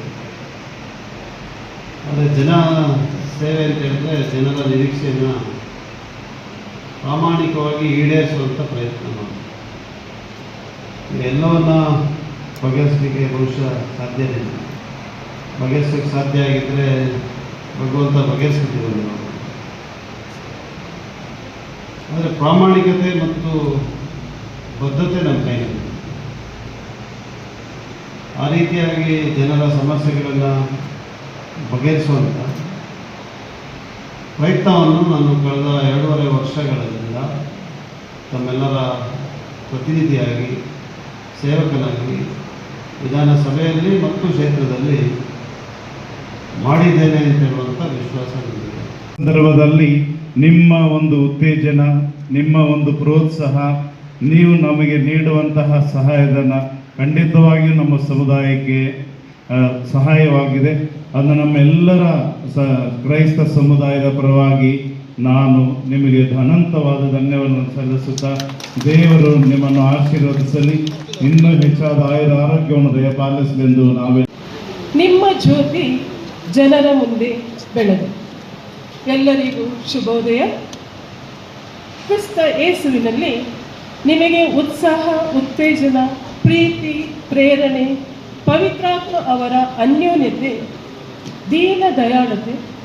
ನಾನು ಇಚ್ಛೆ ಇಟ್ಟು ನಾನು ಇಲ್ಲಿ ಬಂದಿದ್ದೇನೆ. ನಾನು ಬರಲಿಕ್ಕೆ 2 ಕಾರ್ಯ. ಒಂದು, ಅವರೇ ಹೇಳಿದ್ದಾರೆ, ಸಿದ್ದರಾಮಯ್ಯನವರ ಸರ್ಕಾರ ಕರ್ನಾಟಕದ ಕ್ರೈಸ್ತವರಿಗೋಸ್ಕರ ಮಾಡುವಂತಹ ಒಳ್ಳೆಯ ಕಾರ್ಯ, ಕ್ರೈಸ್ತವರಿಗೆ ಮಾತ್ರವಲ್ಲ, ಅವರು ಹೇಳಿದ ಹಾಗೆ ಕರ್ನಾಟಕದ ಪ್ರತಿ ಜನರಿಗೋಸ್ಕರ ಅವರು ನಿಷ್ಠೆಯಿಂದ ಮಾಡುವಂತಹ ಕಾರ್ಯಗಳು ನಮಗೆ ತುಂಬ ಸಂತೋಷವನ್ನು ತಂದುಬಿಟ್ಟಿದೆ. ಸಹಕರಿಸುತ್ತಿರುವವರು ಶ್ರೀ ಟಿ.ಎಂ. ಧರ್ಮಜ ಉತ್ತಪರು. ಇವರು ಪ್ರಸ್ತುತ ಕೊಡಗು ಜಿಲ್ಲೆಯ ಗ್ಯಾರಂಟಿ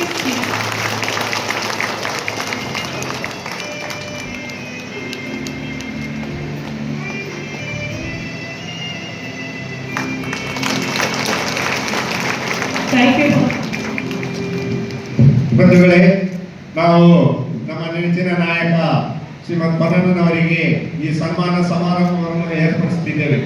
ನಮ್ಮ ಮಟ್ಟಿಗೆ ಇಲ್ಲಿರುವಂತಹ ಎಲ್ಲ ಫಾದರ್ಸ್ಗಳು ನಮಗೆ ದೇವರ ಸಮ. ಆ ಫಾದರ್ಸ್ಗಳು ಸಿಸ್ಟರ್ಸ್ಗಳ ಸರ್ವರ ಆಶೀರ್ವಾದದೊಂದಿಗೆ ಶ್ರೀಮಂತ್ ಎಸ್ ಬನ್ನಣ್ಣನವರನ್ನು ನಾವು ಆತ್ಮೀಯವಾಗಿ ಅವರಿಗೆ ಸನ್ಮಾನ ಸಮಾರಂಭವನ್ನು ಏರ್ಪಡಿಸುತ್ತಿದ್ದೇವೆ. ದೇವರು ಅವರಿಗೆ ಆರೋಗ್ಯ ಆಯುಷ್ಯ ನೀಡಿ ಅವರಿಂದ ಹೆಚ್ಚಿನ ಪ್ರಯೋಜನವನ್ನು ಈ ನಮ್ಮ ನಾಡಿಗೆ ನಮಗೆ ದೊರೆಯುವಂತಾಗಲಿ ಎಂದು ಆಶಿಸುತ್ತಾ ಅವರಿಗೆ ಅಭಿನಂದನೆಗಳನ್ನು ಅರ್ಪಿಸಿದ್ದೇನೆ. ಈ ಸಂದರ್ಭ ಜಿಲ್ಲಾ ಗ್ಯಾರಂಟಿ ಅನುಷ್ಠಾನ ಸಮಿತಿ ಅಧ್ಯಕ್ಷ ತೀತೀರ ಧರ್ಮಜ ಉತ್ತಪ್ಪ, ದಕ್ಷಿಣ ಕೊಡಗು ಕ್ರಿಶ್ಚಿಯನ್ ಅಸೋಸಿಯೇಷನ್ ಅಧ್ಯಕ್ಷ ಎಜೆ ಬಾಬು ಮತ್ತಿತರ ಪ್ರಮುಖರು ಪಾಲ್ಗೊಂಡಿದ್ದರು. ಹೊಟ್ಟೆ ಊಟದ ಸಮಯ ಬೇರೆ ಆಗಿದೆ, ಅದರಿಂದ ದಯವಿಟ್ಟು ಅವರ ಕೂತಲ್ಲಿಯೇ ಅವರಿಗೆ ಸನ್ಮಾನವನ್ನು ಏರ್ಪಡಿಸುತ್ತಿದ್ದೇವೆ. ಇದನ್ನು ಬಹಳಷ್ಟು ನಮ್ಮ ಆತ್ಮೀಯತೆಯನ್ನು ಸ್ವೀಕರಿಸಬೇಕು ಅಂತ ನಾನು ಸರ್ವ ಸಿಸ್ಟರ್ಸ್ ಹಾಗೂ ಫಾದರ್ಸ್ಗಳಲ್ಲಿ ವಿನಂತಿಸುತ್ತೇನೆ. ಧನ್ಯವಾದಗಳು ಶ್ರೀಮಂತ್ ಬನ್ನಣ್ಣನವರು ಹಾಗೂ ಗೌರಿ ಫಾದರ್ ಹಾಗೂ ನಮ್ಮ ಫಾದರ್ ದೇವರಪರದ ಫಾದರ್ ಹರ್ಷಿತ್ ಅವರಿಗೆ ಧನ್ಯವಾದಗಳು.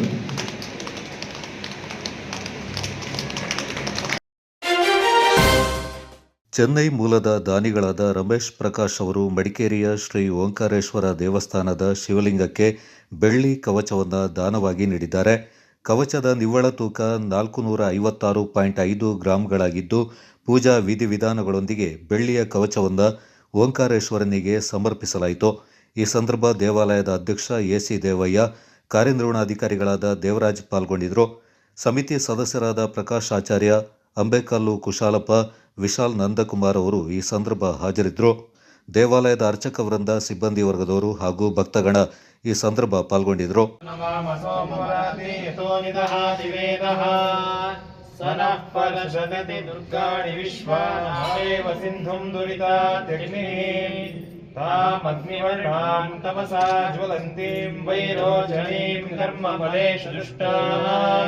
ದುರ್ಗಾಂ ದೇವೀಗುಂ ಶರಣಮಹಂ ಪ್ರಪದ್ಯೆ ಸುತರಸಿತರಸೇ ನಮಃ.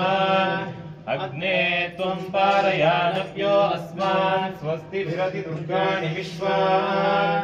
ಓಶ್ಚ ಪೃಥ್ವೇ ಬಹುಲಾನ ಉರ್ವೇ ಭವಾಯ ಮಹಾದೇವಾಯ ತ್ರ್ಯಂಬಕಾಯ ತ್ರಿಪುರಾಂತಕಾಯ ತ್ರಿಕಾಗ್ನಿಕಾಲಾಯ ಕಾಲಾಗ್ನಿರುದ್ರಾಯ ಕಂಠಾಯ ಮೃತ್ಯುಂಜಯಾಯ ಸರ್ವೇಶ್ವರಾಯ ಸದಾಶಿವಾಯ ಶಂಕರಾಯ ಶ್ರೀಮನ್ಮಹಾದೇವಾಯ ನಮಃ. ತದೇವ ಲಗ್ನಂ ಸುದಿನಂ ತದೇವ ತಾರಾಬಲಂ ಚಂದ್ರಬಲಂ ತದೇವ ವಿದ್ಯಾಬಲಂ ದೈವಬಲಂ ತದೇವ ಲಕ್ಷ್ಮೀಪದೇಂದ್ರಿಕಂ ಸ್ಮರಾಮಿ. ಲಕ್ಷ್ಮೀನಾರಾಯಣಾಭ್ಯಾಂ ನಮಃ. ಉಮಾಮಹೇಶ್ವರಾಭ್ಯಾಂ ನಮಃ. ವಾಣಿ ಹಿರಣ್ಯಗರ್ಭಾಭ್ಯಾಂ ನಮಃ. ಶ್ರೀ ಸೀತಾರಾಮಾಭ್ಯಾಂ ನಮಃ. ಶುಚಿ ಪುರಂದರಾಭ್ಯಾಂ ನಮಃ. ಅರುಂಧತಿ ವಸಿಷ್ಠಾಭ್ಯಾಂ ನಮಃ. ದುರ್ಗಾಯೇ ನಮಃ. ಗಣಪತಯೇ ನಮಃ. ಕ್ಷೇತ್ರಪಾದಾಯ ನಮಃ. ವಾಸ್ತುಪುರುಷಾಯ ನಮಃ. ಮಾತೃಭ್ಯೋ ನಮಃ. ಪಿತೃಭ್ಯೋ ನಮಃ. ಗುರುಭ್ಯೋ ನಮಃ. ಆಚಾರ್ಯೇಭ್ಯೋ ನಮಃ. ಇಷ್ಟದೇವತಾಭ್ಯೋ ನಮಃ. ಕುಲದೇವತಾಭ್ಯೋ ನಮಃ. ರಾಮಾದಿದೇವತಾಭ್ಯೋ ನಮಃ. ಸರ್ವೇಭ್ಯೋ ದೇವೇಭ್ಯೋ ನಮಃ. ಸರ್ವಾಭ್ಯೋ ದೇವತಾ ನಮಃ. ಸೋಮವರಾತಿ ಯತೋ ನಿದಹಾತಿ ವೇದಃ. ಸನಃ ಪರಶತತಿ ದುರ್ಗಾಣಿ ವಿಶ್ವಾ. ನಾವೇವ ಸಿಂಧುಂ ದುರಿತಾತ್ಯಗ್ನಿಃ. ತಾಮಗ್ನಿವರ್ಣಾಂ ತಪಸಾ ಜ್ವಲಂತೀಂ ವೈರೋಚನೀಂ ಕರ್ಮಫಲೇಷು ದುಷ್ಟಾನ್. ದುರ್ಗಾಂ ದೇವೀಗುಂ ಶರಣಮಹಂ ಪ್ರಪದ್ಯೆ ಸುತರಸಿತರಸೇ ನಮಃ. ಅಗ್ನೇ ತ್ವಂ ಪಾರಯಾನವ್ಯೋ ಅಸ್ಮಾನ್ ಸ್ವ. ಕಳೆದ 25 ವರ್ಷಗಳಿಂದ ಅಭಿವೃದ್ಧಿ ಕಾಣದೆ ನೆನೆಗುದಿಗೆ ಬಿದ್ದಿದ್ದ ಮಡಿಕೇರಿ ಗಾಳಿಬೀಡು ಕಡಮಕಲ್ಲು ರಸ್ತೆ ದುರಸ್ತಿಗೆ ಮಡಿಕೇರಿ ಶಾಸಕ ಡಾಕ್ಟರ್ ಮಂತರಗೌಡ ಅವರ ಪ್ರಯತ್ನದ ಫಲವಾಗಿ 3.50 ಕೋಟಿ ರೂಪಾಯಿ ಬಿಡುಗಡೆಯಾಗಿದ್ದು, ನವೆಂಬರ್ 14ರಂದು ಭೂಮಿ ಪೂಜೆ ನೆರವೇರಲಿದೆ ಎಂದು ಗಾಳಿಬೀಡು ವಲಯ ಕಾಂಗ್ರೆಸ್ ಪ್ರಮುಖರು ತಿಳಿಸಿದ್ದಾರೆ. ನಗರದಲ್ಲಿ ಸುದ್ದಿಗೋಷ್ಠಿಯಲ್ಲಿ ಮಾತನಾಡಿದ ವಲಯ ಕಾಂಗ್ರೆಸ್ ಅಧ್ಯಕ್ಷ ಎಂಡಿ ಸುಭಾಷ್ ಆಳ್ವ ಅವರು, ಮಡಿಕೇರಿ ತಾಲೂಕಿನ ಪ್ರಮುಖ ಸಂಪರ್ಕ ಕೊಂಡಿಯಾದ ಮಡಿಕೇರಿ ಗಾಳಿಬೀಡು ಕಡಮಕಲ್ಲು ರಸ್ತೆಯ ಅಭಿವೃದ್ಧಿ ಕಾಮಗಾರಿಗೆ ಕೊನೆಗೂ ಮುಹೂರ್ತ ಕೂಡಿ ಬಂದಿದ್ದು, ಶಾಸಕರು ಗ್ರಾಮಸ್ಥರಿಗೆ ನೀಡಿದ ಭರವಸೆಯನ್ನು ಈಡೇರಿಸಿದ್ದಾರೆ ಎಂದು ಹರ್ಷ ವ್ಯಕ್ತಪಡಿಸಿದರು. ಶಾಸಕರಾಗಿ ಚುನಾಯಿತರಾದ ಸಂದರ್ಭವೇ 2 ಕೋಟಿ ರೂಪಾಯಿ ಹಣವನ್ನು ಬಿಡುಗಡೆಗೊಳಿಸಿದ್ದಾರೆ. ರಸ್ತೆ ಸಮಸ್ಯೆಯನ್ನು ಅರಿತು ಹೆಚ್ಚುವರಿಯಾಗಿ ಅನುದಾನ ಒದಗಿಸಿದ್ದಾರೆ. ನವೆಂಬರ್ 14ರಂದು ಬೆಳಗ್ಗೆ 9:30ಕ್ಕೆ ಗಾಳಿಬೀಡು ಗ್ರಾಮದ ಕೋಳಿಗೂಡು ಎಂಬಲ್ಲಿ ಶಾಸಕರು ಭೂಮಿ ಪೂಜೆಯಿಂದ ನೆರವೇರಿಸಲಿದ್ದಾರೆಂದರು.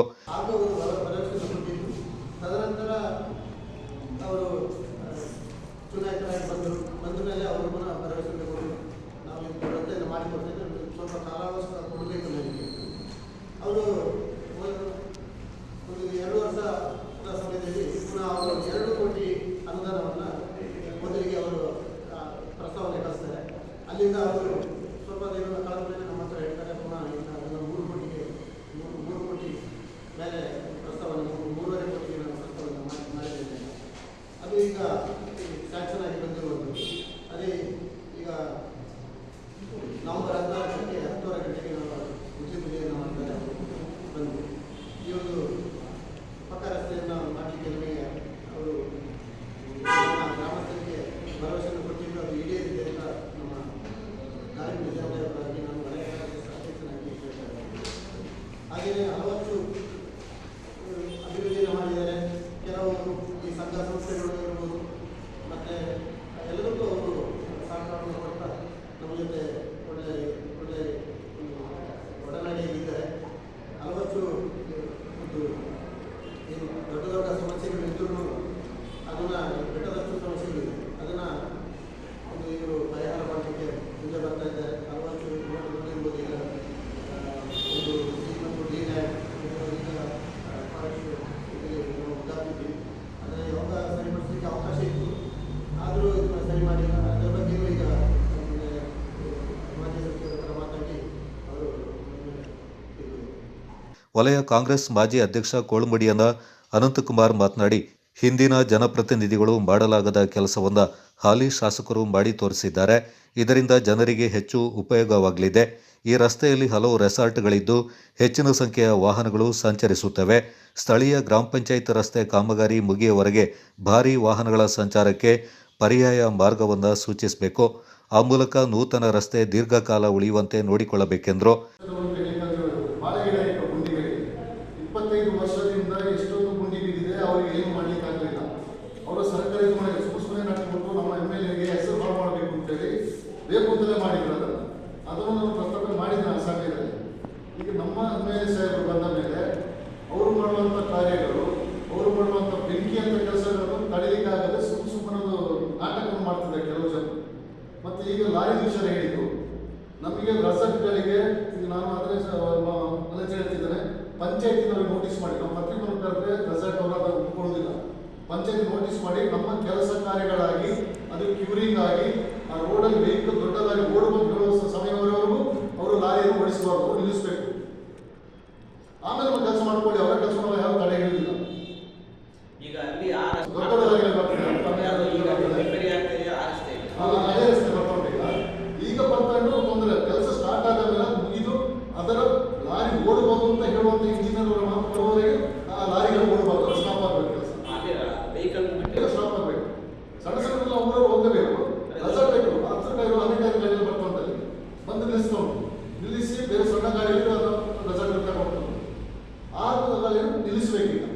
ಅದಕ್ಕೆ ಪಂಚಾಯತ್ ನೋಟಿಸ್ ಮಾಡಬೇಕು. ಅಲ್ಲಿ ರೆಸಾರ್ಟ್ ಬೇಸ್ಮೆಂಟ್ ತುಂಬಿಕೊಂಡು ಸರ್ ಈಗ ಒಂದು ಕಳ್ತಾ ಇದ್ದಾರೆ. ಸುದ್ದಿಗೋಷ್ಠಿಯಲ್ಲಿ ಜಿಲ್ಲಾ ಕಾಂಗ್ರೆಸ್ ಸದಸ್ಯ ಐಲಪಂಡ ಪುಷ್ಪ ಪುಣಚ್ಚ, ಅಕ್ರಮ ಸಕ್ರಮ ಸಮಿತಿ ಸದಸ್ಯ ಹರಿಪ್ರಸಾದ್ ಕೋಚನ, ವಲಯ ಕಾಂಗ್ರೆಸ್ ಸದಸ್ಯರಾದ ಮದನ್ ಕೊಂಬಾರನ ಮತ್ತು ಗಣಪತಿ ಪಾಲ್ಗೊಂಡಿದ್ದರು. ಸಂಗೀತ ಪ್ರತಿಭೆಗಳನ್ನು ಗುರುತಿಸಿ ಅವರಿಗೆ ವೇದಿಕೆಯನ್ನು ಸೃಷ್ಟಿಸಿ ಅತ್ಯುತ್ತಮ ಗಾಯಕರನ್ನಾಗಿಸಿ ಅಭಿನಂದಿಸುವ ಕೆಲಸವನ್ನು ಪ್ರತಿ ವರ್ಷ ಕುಶಾಲನಗರದ ಜಾತ್ರೋತ್ಸವ ಸಾಂಸ್ಕೃತಿಕ ಸಮಿತಿ ವತಿಯಿಂದ ಹಮ್ಮಿಕೊಳ್ಳಲಾಗ್ತಾ ಇದೆ. ಹಾಗೆಯೇ ಇದೇ ತಿಂಗಳ 17ನೇ ತಾರೀಕಿನಂದು ಜಾತ್ರೋತ್ಸವ ಸಾಂಸ್ಕೃತಿಕ ಸಮಿತಿ ಆಶ್ರಯದಲ್ಲಿ ಜಾತ್ರಾ ಮೈದಾನದಲ್ಲಿ ನಡೆಯಲಿರುವ ಹಾಡೋಣ ಬಾರ ಗಾಯನ ಸ್ಪರ್ಧೆ ಕಾರ್ಯಕ್ರಮದ ಹಿನ್ನೆಲೆ ಕುಶಾಲನಗರದಲ್ಲಿ ಆಡಿಷನ್ ನಡೆಯಿತು. ಕುಶಾಲನಗರ ತಾಲೂಕಿನ ವಿವಿಧ 30ಕ್ಕೂ ಅಧಿಕ ಗಾಯಕರು, ಸಂಗೀತ ಪ್ರೇಮಿಗಳು ಪಾಲ್ಗೊಂಡಿದ್ದರು. ಈ ಸಂದರ್ಭ ಜಾತ್ರೋತ್ಸವ ಸಾಂಸ್ಕೃತಿಕ ಸಮಿತಿ ಅಧ್ಯಕ್ಷ VP ಶಶಿಧರ್ ಮಾತನಾಡಿ, ಕುಶಾಲನಗರದ ಐತಿಹಾಸಿಕ ಗಣಪತಿ ಜಾತ್ರೋತ್ಸವ ಇತ್ತೀಚೆಗೆ ಜನೋತ್ಸವ ಆಗಿ ಬದಲಾಗ್ತಾ ಇದೆ. ಗಣಪತಿ ಜಾತ್ರೋತ್ಸವದಲ್ಲಿ ಸಾಂಸ್ಕೃತಿಕ ಕಾರ್ಯಕ್ರಮಗಳು ಮತ್ತಷ್ಟು ಮೆರುಗು ನೀಡಲಿದೆ. ಪ್ರತಿಭಾವಂತ ಕಲಾವಿದರನ್ನು ಗುರುತಿಸುವುದು, ಪ್ರೋತ್ಸಾಹಿಸುವುದು ಮತ್ತು ಅವರಿಗೆ ವೇದಿಕೆ ಕಲ್ಪಿಸುವುದು ಇದರ ಮುಖ್ಯ ಉದ್ದೇಶವಾಗಿದೆ ಎಂದರು. ತೀರ್ಪುಗಾರರಾಗಿ ರವಿ ಜೇಂಕಾರ್ ಮತ್ತು ಚಿತ್ರ ರಮೇಶ್ ಕಾರ್ಯನಿರ್ವಹಿಸಿದರು.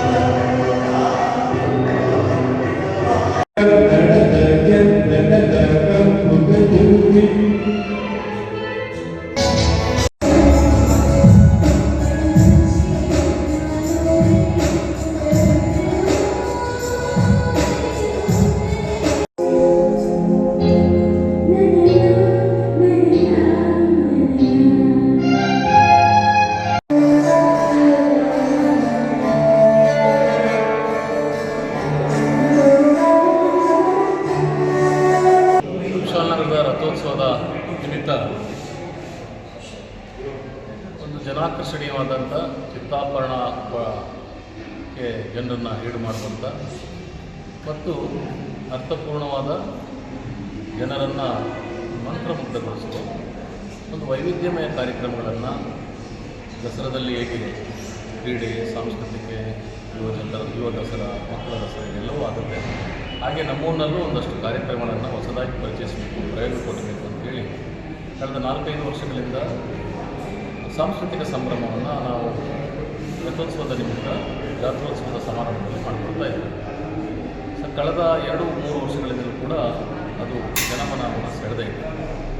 ಈ ಸಾರಿ ಮತ್ತಷ್ಟು ವಿಭಿನ್ನವಾಗಿ, ವೈವಿಧ್ಯವಾಗಿ, ಒಂದಷ್ಟು ವೈಶಿಷ್ಟ್ಯತೆಯಿಂದ ಕೂಡಿರುವಂಥ ಅನೇಕ ಕಲೆಗಳನ್ನು ಸಂಗಮಗೊಳಿಸಿ ಶಾಸ್ತ್ರೀಯ ಸಂಗೀತ, ಜನಪದ ಇರ್ಬೋದು, ಪಾಶ್ಚಾತ್ಯ ನೃತ್ಯ ಇರ್ಬೋದು, ಹಳೆ ಚಲನಚಿತ್ರಗೀತೆಗಳಿರ್ಬೋದು, ನೃತ್ಯ ಸ್ಪರ್ಧೆ ಇರ್ಬೋದು, ಹಾಗೆ ಬೇರೆ ಬೇರೆ ಪ್ರಕಾರಗಳ ಅನೇಕ ಸ್ಪರ್ಧೆಗಳನ್ನು ಮತ್ತು ಕಾರ್ಯಕ್ರಮಗಳನ್ನು ರೂಪಿಸುವಂಥ ನಿಟ್ಟಿನಲ್ಲಿ ಇವತ್ತು ನಿನ್ನೆಯಿಂದ ಕಾರ್ಯಕ್ರಮ ಆರಂಭ ಆಗಿದೆ. ಈ ದಿನ 17ನೇ ತಾರೀಕು ಜರುಗಲಿರುವಂಥ ಗಾನಕೋಗಿಲೆಗಳ ಕಲರವ ಅಂತ ಹೇಳಿದ್ರೆ ಒಂದು ಗಾಯನ ಸ್ಪರ್ಧೆ, ಬಹಳ ಉತ್ತಮವಾದ ಗಾಯನ ಸ್ಪರ್ಧೆಯನ್ನು 17ನೇ ತಾರೀಕು ಆಯೋಜಿಸಲಾಗಿದೆ. ಅದಕ್ಕೆ ನೇರವಾಗಿ ನಾವು ವೇದಿಕೆಯನ್ನು ಕರೆತರಲಿಕ್ಕಾಗೋದಿಲ್ಲ. ಅತ್ಯುತ್ತಮವಾದ ಗಾಯಕರು ಅಲ್ಲಿ ಜನರನ್ನ ಮನಸ್ಸೆಳೆಯಲಿಕ್ಕೆ ಯಾರಿಗೆ ಶಕ್ತಿ ಇದೆ, ಸಾಮರ್ಥ್ಯ ಇದೆ, ಪ್ರತಿಭೆಗಳಿದೆ, ಅವ್ರನ್ನ ಆಯ್ಕೆ ಮಾಡುವ ಪ್ರಕ್ರಿಯೆ. ಈ ಸಂದರ್ಭ ಜಾತ್ರೋತ್ಸವ ಸಮಿತಿ ಸದಸ್ಯರಾದ VS Anandkumar, BS Chandan Kumar, VJ Naveen Kumar ಪಾಲ್ಗೊಂಡಿದ್ದರು.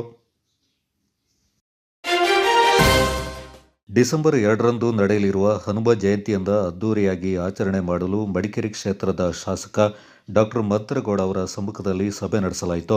ಕುಶಾಲನಗರ ದಶಮಂಟಪ ಸಮಿತಿ ಅಧ್ಯಕ್ಷ ಎಂಡಿ ಕೃಷ್ಣಪ್ಪ ಮತ್ತು ಮಡಿಕೇರಿ ಶಾಸಕರಾದ ಡಾಕ್ಟರ್ ಮಂತ್ರಗೌಡ ಅವರ ನೇತೃತ್ವದಲ್ಲಿ ಸಭೆ ನಡೆಯಿತು.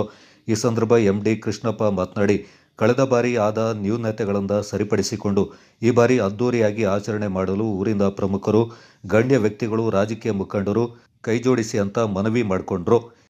ಹಾಗೂ ಸುತ್ತಮುತ್ತಲ ಗ್ರಾಮಗಳ ದಾನಿಗಳ ಸಹಾಯದಿಂದ ನಾವು ಅದ್ದೂರಿಯಾಗಿ ಒಂದು ಈ ಹನುಮ ಜಯಂತಿಯನ್ನು ಆಚರಣೆ ಮಾಡ್ತಾ ಇದ್ದೀವಿ. ಹಾಗೂ ಅದೇ ರೀತಿ ಈ ಸಲವೂ ಕೂಡ ಇನ್ನೂ ಅದ್ದೂರಿಯಾಗಿ ನಾವು ಆಚರಣೆ ಮಾಡಬೇಕು ಅಂತ ಕುಶಾಲನಗರದ ಪ್ರಮುಖರು ಹಾಗೂ ಮಂಟಪ ಸಮಿತಿ ಅಧ್ಯಕ್ಷರುಗಳು ಮತ್ತು ಪದಾಧಿಕಾರಿಗಳು, ವಿವಿಧ ರಾಜಕೀಯ ಮುಖಂಡರುಗಳು, ಸಂಘ ಸಂಸ್ಥೆಯ ಪದಾಧಿಕಾರಿಗಳನ್ನು ಕರೆದು ಡಿಸೆಂಬರ್ 2ನೇ ತಾರೀಕು ನಡೆಯುವ ಈ ಒಂದು ಐತಿಹಾಸಿಕ ಹನುಮ ಜಯಂತಿಯನ್ನು ಇನ್ನೂ ಅದ್ದೂರಿಯಾಗಿ ನಾವು ಆಚರಣೆ ಮಾಡಬೇಕು.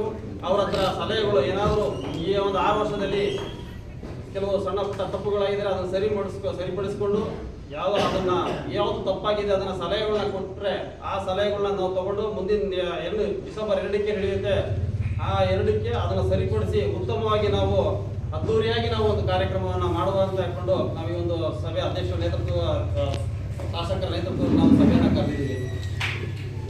ಹಾಗಾಗಿ ದಯಮಾಡಿ ಕಳೆದ ಬಾರಿ ಆದಂಥ ಕೆಲವು ಸಣ್ಣ ಪುಟ್ಟ ತಪ್ಪುಗಳು ಆಗಿರ್ತವೆ. ಈಗ ನಮ್ಮ ಫಾರೆಸ್ಟ್ ಭಾಸ್ಕರ್ ಬಗ್ಗೆ ನಾವು ಸಭೆ ಮಾಡಿದಾಗ ಈ ಸಂದರ್ಭ ಮಾತನಾಡಿದ ಶಾಸಕ ಡಾಕ್ಟರ್ ಮಂತ್ರಗೌಡ, ಕಳೆದ ಬಾರಿ ಸಾವಿರಾರು ಜನ ಆಗಮಿಸಿದ್ದು ಸರಿಯಾದ ಊಟದ ವ್ಯವಸ್ಥೆ ಮಾಡಲು ಸಾಧ್ಯವಾಗಲಿಲ್ಲ. ಈ ಬಾರಿ ಅಚ್ಚುಕಟ್ಟಾಗಿ ಊಟದ ವ್ಯವಸ್ಥೆ ಮಾಡಲು ಆಹಾರ ಮೇಳ ಮಾಡಲು ಸಲಹೆ ನೀಡಿದರು. ಟೆಂಪಲ್ ವತಿಯಿಂದ 15,000 ಜನ ತಿನ್ಬೋದು ಅಂತ ನನ್ನ ಅಭಿಪ್ರಾಯ. ಅವತ್ತು ಅನುದಾನ ಇವರೇ ಮಾಡ್ತಾರೆ. ಅದ ನಂತರ ಇನ್ನೊಂದ್ಸರಿ ಅನುದಾನ ಮಾಡಕ್ಕೆ ಹೋದ್ರೆ ಕಷ್ಟ ಅಂತ ನನ್ನ ಅಭಿಪ್ರಾಯ. ಆದ್ರಲ್ಲಿ ಯಾಕಂದ್ರೆ ಎಲ್ಲೆಲ್ಲೋ ಬರ್ತಾರೆ, ಯಾವ ಥರದ ಜನರು ಬರ್ತಾರೆ, ಅದು ನಿಮಗೂ ಗೊತ್ತಿದೆ. ಹನುಮ ಯಶಸ್ವಿಯಾಗಿ ನಡೀಲಿ ಅಂತ ಕೇಳ್ತಾ ಸಮಿತಿಯ ಎಲ್ಲ ಅಧ್ಯಕ್ಷರಿರ್ಬೋದು, ಪದಾಧಿಕಾರಿಗಳು ಇರ್ಬೋದು, ಕಮಿಟಿಯವರೆಲ್ಲರೂ, ಗ್ರಾಮದ ಎಲ್ಲ ಹಿರಿಯರು ದಯವಿಟ್ಟು ಹೆಚ್ಚಿನ ಸಂಖ್ಯೆಯಲ್ಲಿ ಕೈ ಜೋಡಿಸಿ. ಯಾಕೆ ಕೈ ಜೋಡಿಸಿ ಅಂತಂದ್ರೆ ಅಂತ ಅರ್ಥ ಮಾಡ್ಕೊಳ್ಳಿ. ದಾನ ಜಾಸ್ತಿ ಮಾಡ್ತಾರೆ, ಪಾಪ ಕಷ್ಟಪಟ್ಟು ಕೆಲಸ ಮಾಡ್ತಾರೆ. ನಮ್ಮ ಹುಡುಗರು ಬಂದಾಗ ಇರ್ಸು ಮುಚ್ಚು ಮಾಡ್ಕೊಂಡು ಕಡಿಮೆ ಕೊಡಕ್ಕೆ ಹೋಗ್ರಿ, ಜಾಸ್ತಿ ದಾನ ಮಾಡಿ ಅಂತ ಹೇಳ್ತಾ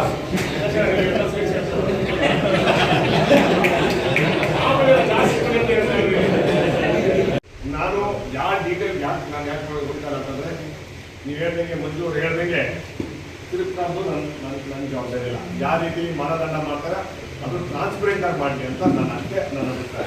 ಅದ್ಬಿಟ್ರೆ ನಾನು ಬೇರೆ ರೀತಿ ನಾನು ಆ ತಿರುಗು ಲೆಕ್ಕಕ್ಕೆ ನಾನು ಹೊರಗಡೆ ಎಷ್ಟಾಗೋದಿಲ್ಲ. ಯಾಕಂದರೆ 10, 9, 8 ಎಲ್ಲ ನಮ್ಮವರೇ.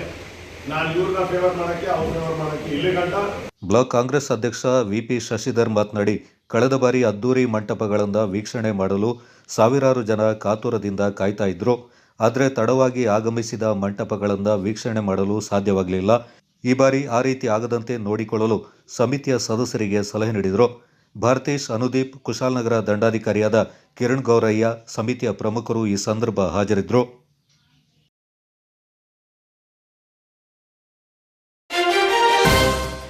ರಕ್ತದಾನ ಮಾಡಿ ಜೀವ ಉಳಿಸಿ ಅಂತ ತಾಲೂಕು ಆಸ್ಪತ್ರೆ ವೈದ್ಯಾಧಿಕಾರಿ ಡಾಕ್ಟರ್ ಜಮೀರ್ ತಿಳಿಸಿದ್ದಾರೆ.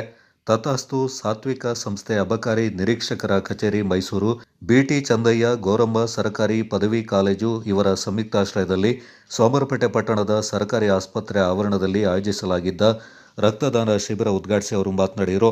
ಇಂದು ಜನಸಾಮಾನ್ಯರಲ್ಲಿ ರಕ್ತದಾನದ ಬಗ್ಗೆ ಅರಿವು ಮೂಡಿಸಬೇಕಾಗಿದೆ ಎಂದರು. ತುರ್ತು ಸಂದರ್ಭಗಳಲ್ಲಿ ರಕ್ತ ಅತ್ಯವಶ್ಯಕವಾಗಿ ಬೇಕಾಗಿದೆ. ಅಗತ್ಯ ಸಮಯದಲ್ಲಿ ಸಿಕ್ಕಿದ್ರೆ ಜೀವ ಉಳಿಸಬಹುದು. ಆದ್ದರಿಂದ ರಕ್ತದಾನಕ್ಕೆ ಮುಂದಾಗಬೇಕೆಂದರು. ಅದರಲ್ಲಿ ರಕ್ತದಾನ ಏನೇ ಪ್ರಯೋಜನಗಳು ಅಂತ ಬರ್ಬಿಟ್ರೆ ಇಡೀ ಊರಿನವರು ಯಾರು ಅವ್ರ ಪೇಪರ್ ಓದ್ತಾರೆ, ಎಲ್ಲರೂ ಓದ್ತಾರೆ. ಸೊ ನಮ್ದು ರೂಲ್ ಏನಿಲ್ಲ. ಸಮಾಜದಲ್ಲಿ ಏನೋ ಬದಲಾವಣೆ ಆಗಬೇಕಂದ್ರೆ ಅದೇನಂದ್ರೆ ಪತ್ರಕರ್ತರು ಅವ್ರು ಏನಿದ್ದಾರೆ ಅವರಿಂದನೇ ಸಮಾಜ ಬದಲಾವಣೆಗೆ ಸಾಧ್ಯ ಇದೆ. ಸೊ ನಾನು ಫಸ್ಟ್ ಫೋನ್ ಮಾಡಿದ್ರು ಮಹೇಶ್ ಅಣ್ಣ ಅವರು. ಸೊ ನನಗೆ ಆಮೇಲೆ ಅರ್ಥ ಆಯಿತು ತುಂಬ ಸಮಾಜದಲ್ಲಿ ಕಳವಳ ಜಾಸ್ತಿ ಇದೆ ಅಂತ. ಈಗಲೂ ಗೊತ್ತಾಗ್ತಾ ಇದೆ. ಪ್ರತಿಯೊಂದಕ್ಕೆ ಮುಂದೆ ಬಂದು ಎಲ್ಲೇ ಸಮಾಜ ಕಾರ್ಯಕ್ರಮ ಆದರೂ ಮೊನ್ನೆ ನಮ್ಮ ಮಾಜಿ ಎಮ್ ಎಲ್ ಎ ಅವರ ಹತ್ರ ಅದರ ಅಪಜರನ್ಸ್ ಬಂದಿದ್ರು. ಆ ಕಾರ್ಯಕ್ರಮಕ್ಕೂ ಸರ್ ತುಂಬ ಮುಂದೆ ಬಂದು ಆ ಕಾರ್ಯಕ್ರಮ ರಕ್ತದಾನ ಶಿಬಿರವನ್ನು ಮಾಡಿಸಿದ್ರು.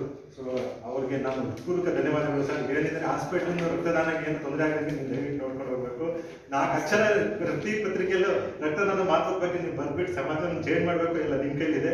ಯಾಕಂದರೆ ಪತ್ರಕರ್ತರು ಇಷ್ಟ ಮನ್ಸು ಮಾಡಿದ್ರೆ ಏನು ಬೇಕಾದ್ರೂ ಮಾಡ್ಬೋದು. ಅದಕ್ಕೆ ಉದಾಹರಣೆಗೆ ಮಹೇಶ್ ಅಣ್ಣನೇ ಅದಕ್ಕೆ ಮೇನ್ ಎಕ್ಸಾಂಪಲ್. ಸೊ ನೆಕ್ಸ್ಟ್ ಬರಬೇಕಂದ್ರೆ ಈಗ NGO ತಟಸ್ಥ ಅವರು ಒಂದು ಒಳ್ಳೆ ಕಾರ್ಯಕ್ರಮ ಮಾಡ್ತಾ ಇದ್ದಾರೆ. ಸೊ ಮೊನ್ನೆ ಒಂದು ಮೀಟಿಂಗ್ ನಡೀತು ಪ್ರಿನ್ಸಿಪಲ್ ಸೆಕ್ರೆಟರಿ ನಮ್ಮ ಕಮಿಷನರ್ ಆಫೀಸಿಂದ. ಏನಂದ್ರೆ ಪ್ರತಿಯೊಂದು ತಾಲೂಕು ಮೈಸೂರು ಅಬಕಾರಿ ನಿರೀಕ್ಷಕರಾದ ಲೋಕೇಶ್ ಅವರು ಮಾತನಾಡಿ, ಕಳೆದ 3 ವರ್ಷಗಳಿಂದ ಅಬಕಾರಿ ಇಲಾಖೆ ತಥಾಸ್ತು ಸಂಸ್ಥೆಯ ಜೊತೆ ಸೇರಿ ಶಿಬಿರಗಳನ್ನು ಆಯೋಜಿಸ್ತಾ ಇದೆ. ಜನರ ಸಹಕಾರವಿದೆ ಎಂದವರು. ರಕ್ತದಾನ ಮಹಾದಾನವೆಂದರು. ಎಲ್ಲರಿಗೂ ನಮಸ್ಕಾರ.